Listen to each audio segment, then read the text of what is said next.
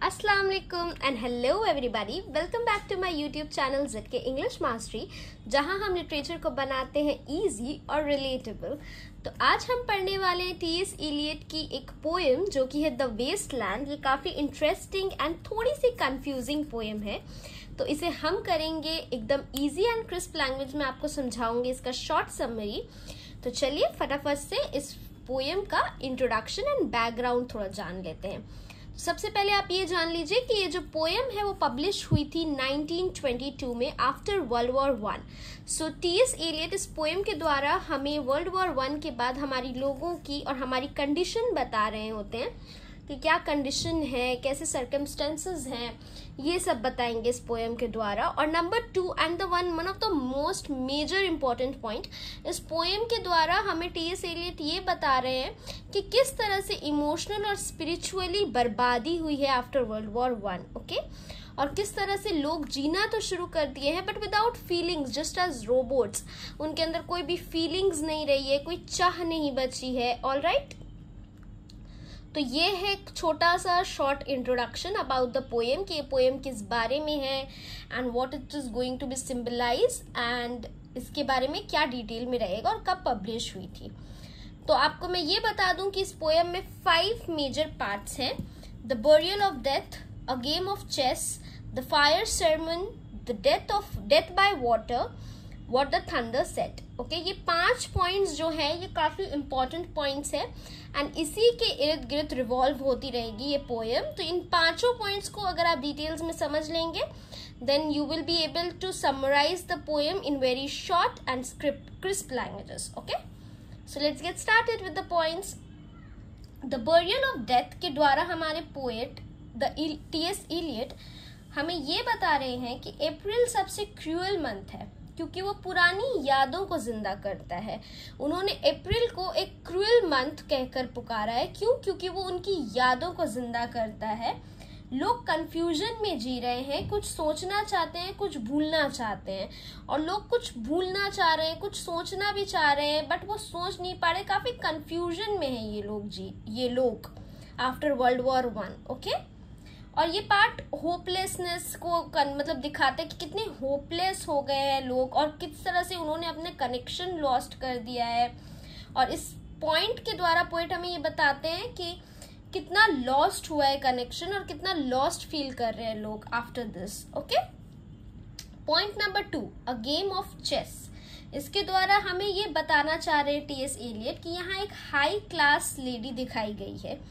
इस पॉइंट में एक हाई क्लास लेडी दिखाई गई है जो लग्जरी में जी रही है बट अंदर से एम्प्टी है। मतलब बाहर से जितना भी लग्जरी हो जाए, अंदर फीलिंग्स होनी चाहिए। इंसान को अंदर से जिंदा होना चाहिए। अंदर अगर एम्प्टी रहेगा तो जितनी भी लग्जरीज आपके लाइफ में हो उसका कोई भी पॉइंट नहीं निकलेगा।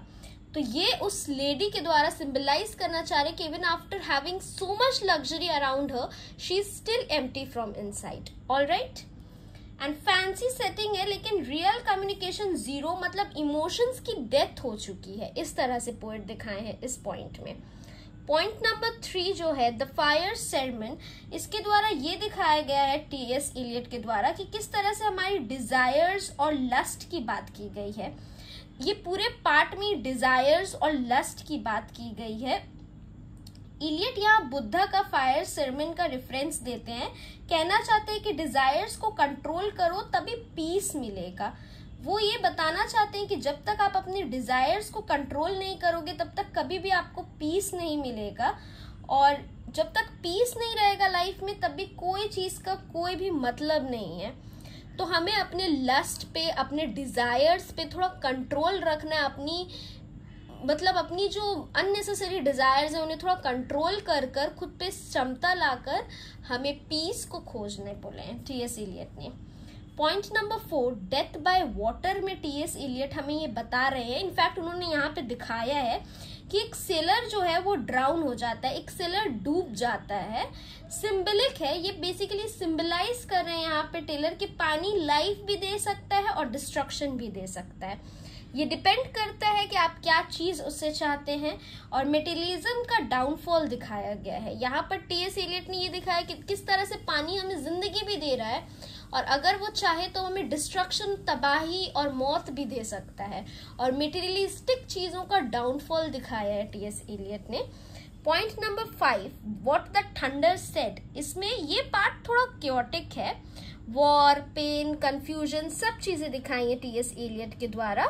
तो ये पार्ट जो है पॉइंट नंबर 5 थोड़ा सा क्योटिक लग सकता है, बट घबराने की कोई बात नहीं। इसमें टी.एस. एलियट ने हमें ये बताया है कि किस तरह से वॉर, पेन एंड कंफ्यूजन सब चीज का एक मिलाव हो चुका है after world war 1। Part thunder कुछ हमें इम्पोर्टेंस सिखाता है। ये जो थंडर है, ये थंडर हमें बहुत इंपॉर्टेंट चीज सिखाता है। सो टी.एस. एलियट ने थंडर के द्वारा हमें ये बताया है कि वो कितनी इंपॉर्टेंट चीज हमें सिखाता है। क्या सिखाता है? 3 चीजें वो हमें सिखाता है, गिव, सिंपैथाइज एंड कंट्रोल। ये तीनों चीज हमें थंडर सिखाता है कि किस तरह से हमें दाता, दयाधवम और दमयाता अपने अंदर रखनी चाहिए, यानी कि गिव, सिंपैथाइज एंड कंट्रोल। ये तीनों चीजों की इंपॉर्टेंस हमें थंडर बताता है। और एंड होता है पोएम का विथ पीस। एंड जब पोएम का होता है वो है शांति शांति शांति, यानी कि peace peace and only peace. तो ये था गाइस, तो दोस्तों ये था द वर्ल्ड वॉर 1 के बाद the waste land T S. Eliot की पोएम का मेरे वर्ड्स में एक short and crisp summary. I hope आप लोगों को ये अच्छा लगा हो, और ये मैं जो भी मैंने आपको समझाने की कोशिश की है वो आपको क्लियरली समझ आया हो। अगर कोई भी डाउट्स रहे होंगे तो प्लीज़ मुझे कमेंट सेक्शन में ज़रूर बताइएगा। और आप नेक्स्ट किस वीडियो में और किस पोएम के बारे में जानना चाहते हैं वो भी मुझे ज़रूर बताइएगा कमेंट सेक्शन में। तो दोस्तों द वेस्टलैंड एक ऐसी पोएम थी जो मॉडर्न दुनिया के अंदर के खालीपन को एक्सप्लोर करती है। पोएट चाहते हैं कि सिर्फ दुनिया के पीछे ना भागे, बल्कि इनर पीस, कंट्रोल और काइंडनेस की इंपॉर्टेंस दिखाई है उन्होंने। अगर आपको ये एक्सप्लेनेशन पसंद आई हो तो वीडियो को लाइक ज़रूर करो और सब्सक्राइब करो ZK इंग्लिश मास्टरी को, क्योंकि यहाँ लिटरेचर होता है ईजी, रिलेटेबल और full of heart. Thank you so much. Let's see you guys in the next video. Bye bye.